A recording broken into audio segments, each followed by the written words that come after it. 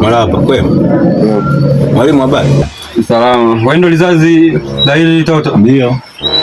Kuna vitu tunaagiza shuleni, nimekuja na mwalimu hapa ili sije kusema na kudanganya. Kuna vitu tu vidogo baba. Na morning speech 50. Na? 50? Eti mwalimu ni sahihi? Sasa unapoona hapo unadhani sio sahihi. Fika na kuongoza naye mimi. Jua ni kweli. Hivyo vitu ninavyokuambia hapa ndo wameagizwa shuleni. Ndio. Kuna debate 70. Inakuwa jumla shilingi ngapi? Kwa laki moja na 20,000. Kuna subject club 80. Ndio. Jamani, kuna kusomesha ni changamoto. Hebu ngoja. Kingine?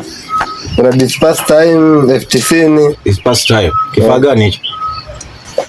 Hicho chenye kipo tu hapo shuleni. Kwa hiyo wewe ukishalipia vipo tu shuleni. Siku kija kikao cha wazazi, vyote mtaviona hivyo vyote ambavyo watoto wenu wameagizwa. Kinamsaidia mwanafunzi.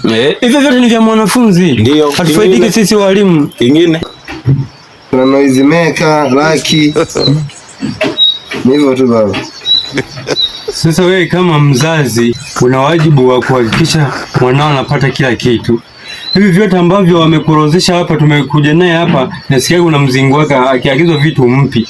Sasa mimi nimeona kama mwalimu nije naye kama ushahidi ili aikwambia uamini. Hivi vitu vyote vinahitajika pale shuleni. Na siku mkija tukiitisha kikao cha wazazi, tutawaita mtaviona hivyo vitu na unatakiwa umlipie kwa haraka.